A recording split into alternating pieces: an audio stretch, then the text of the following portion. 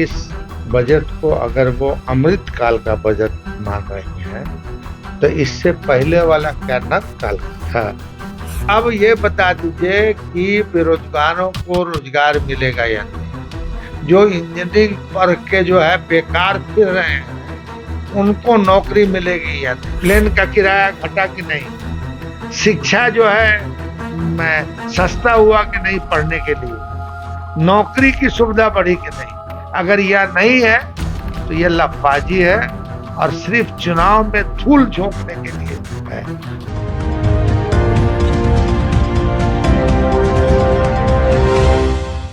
वित्त मंत्री निर्मला सीतारमण ने बजट 2023 को अमृतकाल का बजट बताया है।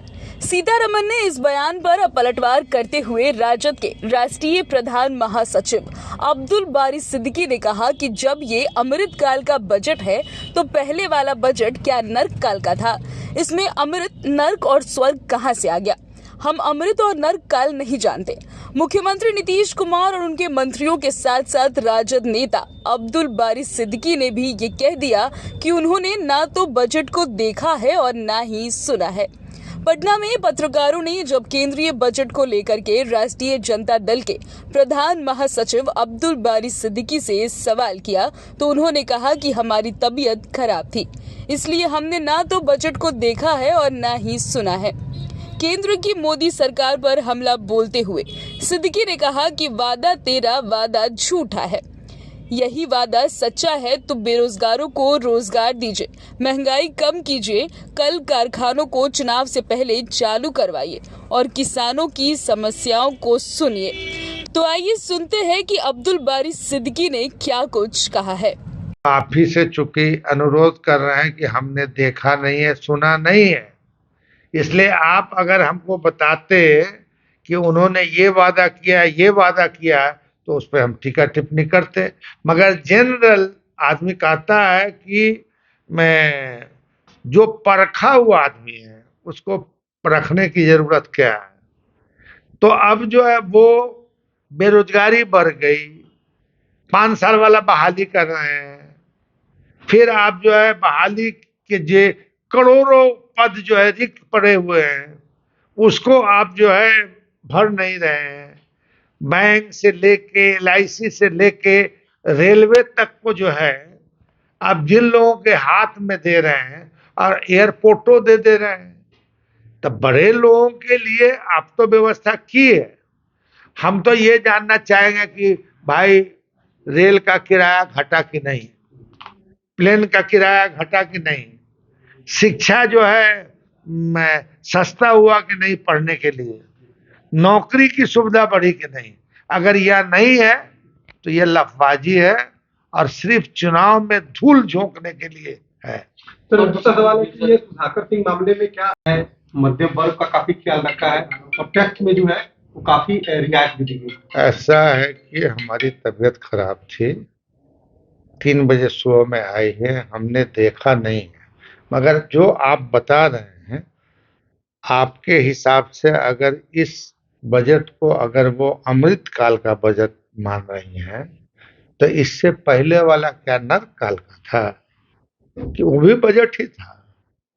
तो इसमें अमृत नर्क स्वर्ग फलाना कहाँ से आ गया। अब इसमें सवाल उठता है ये कि गांव की दशा बदलेगी कि नहीं, बेरोजगारों को रोजगार मिलेगा या नहीं, गरीब बच्चों को पढ़ने में छूट मिलेगी या नहीं, कॉलेज यूनिवर्सिटी की व्यवस्था बेहतर होगी या नहीं, ठीक है, और सुलभ ढंग से जो है, मतलब सुलभ ढंग से जो है चिकित्सा की व्यवस्था होगी या नहीं। हम अमृत काल और नर्क काल नहीं जानते हैं। हम जानते हैं कि जो मुद्दा हमने कहा वो अगर है, इस वजह से हम कह रहे हैं कि हमने देखा नहीं है ना सुना। तो अगर वो हमने नहीं देखा, अगर वो अमृत काल कह रही हैं तो हम उन्हीं से पूछते हैं क्या पहले वाला नर्क काल वाला था। लेकिन पहले जो बजट पिछले वर्ष जो बजट आया उससे कुछ ज्यादा बदलाव नहीं दिख रहा है, लेकिन बीजेपी कह रही है कि काफी ज्यादा फायदा पहुंचेगा इससे गरीबों को। भाई आप ही कह रहे हैं, हम तो अभी नहीं कहे हैं, समझेंगे ना। आप कह रहे हैं कि साहब संतोषप्रद नहीं है, आशाजनक नहीं है, बेरोजगारों के लिए रोजगार की व्यवस्था नहीं है।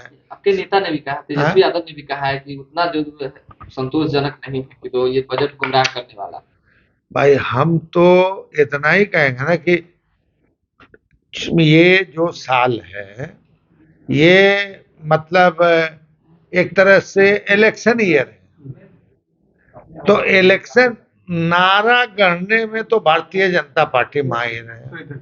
हम इतना ही जानना चाहते हैं कि साहब चलिए 4 साल और उससे पहले 5 साल जो किया सो किया आप, मगर अब ये बता दीजिए कि बेरोजगारों को रोजगार मिलेगा या नहीं। जो इंजीनियरिंग पढ़ के जो है बेकार फिर रहे हैं उनको नौकरी मिलेगी या नहीं। फिर दूसरी बात जो है जो लोग मतलब इलाज के बिना, महंगी इलाज के वजह से मतलब दर दर की ठोकर खा रहे हैं, उसकी स्थिति में सुधार होगी या नहीं। तो अब अगर जनता भी भारत की जो है यह जान रही है कि इन्होंने कुछ जो है झांकी, मतलब उसको होता है कि वादा रे तेरा वादा और झूठा है तेरा वादा। तो अगर वादा सच्चा है तो बेरोजगारों को रोजगार दीजिए, गांव की स्थिति को सुधारिए, गांव में जो लोग हैं, मजदूर हैं, खेतिहर मजदूर हैं, उसको सुधारिए। जो कल कारखाने बंद हो गए उनको चुनाव तक चालू करा दीजिए। कानपुर की स्थिति क्या है, बंगाल की स्थिति क्या है, दूसरे जगह की स्थिति क्या है, जो कल कारखाने थे वो उसको ठीक ठाक कर दीजिए। दूसरी बात जो है, जो सरकारी कर्मचारियों को जो पेंशन की सुविधा थी, वो पेंशन की सुविधा आपने बहाल नहीं किया। अगर किया तो क्या किया वो बताइए। लगता है कि ये चुनावी बजट है, कई राज्यों में चुनाव भी होना है आने वाले समय में, 24 में लोकसभा